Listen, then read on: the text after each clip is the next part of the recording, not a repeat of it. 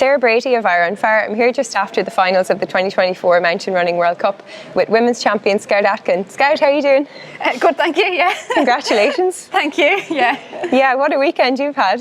Yeah, it's been a bit of a whirlwind and just a big relief as well at the moment, and just, hopefully have a bit of time now to process it all and have a rest. Yeah, well deserved. So you came into this weekend in second place and you'd only just moved up from third place a week before that, so it's been a bit of a whirlwind end of season. Did you see this coming at all to make it the whole way to the top?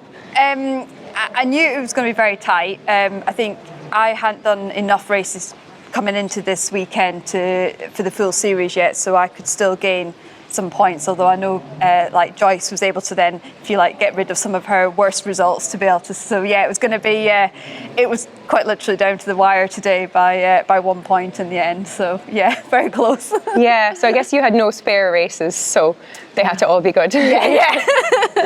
Okay. Yeah, and they were, so that's great. And then just first of all to talk about yesterday, so you won the VK by a comfortable enough margin for such a short race. You won by 30 something seconds? Yeah, I think so, something like that, yeah. Great, yeah, and you looked to be just really like at ease towards the end of that race. How did it feel?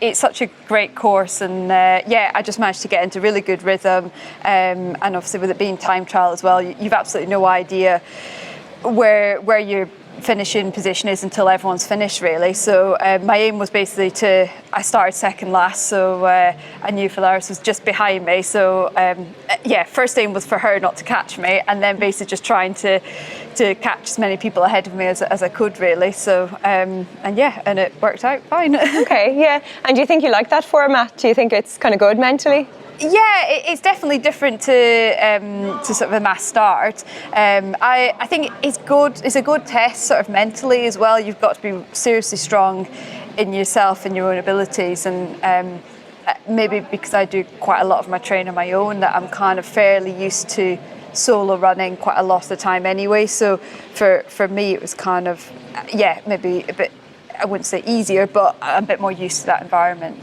Yeah, okay, you have to really be able to like trust your own pacing. Yeah, definitely, yeah. Okay, and then just to talk about today, so like not a whole lot of elevation in that course, like it was only like about 850 metres of climb, there was a good bit of road, it was just very fast. How did you find all that?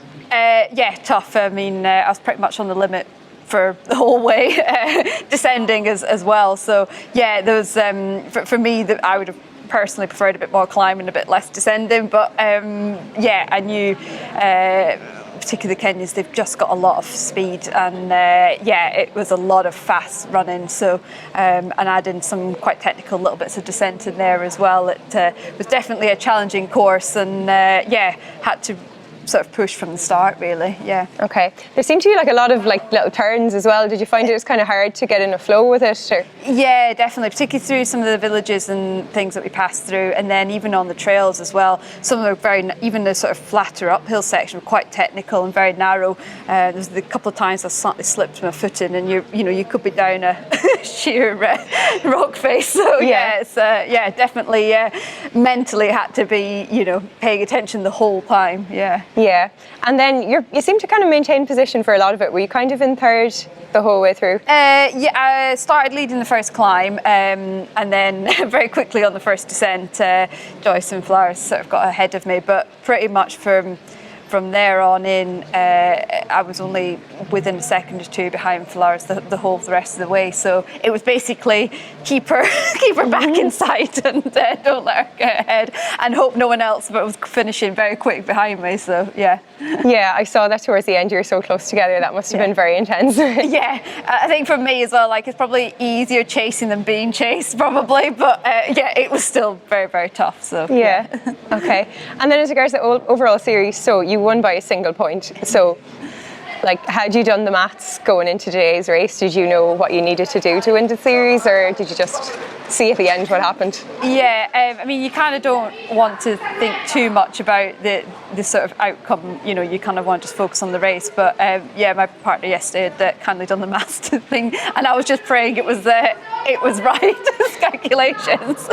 So and thankfully they were. But I knew it was going to be very tight, and anything can go wrong on that sort of course. So you just basically, I was just hoping to have the best run I could really on that. So okay, brilliant.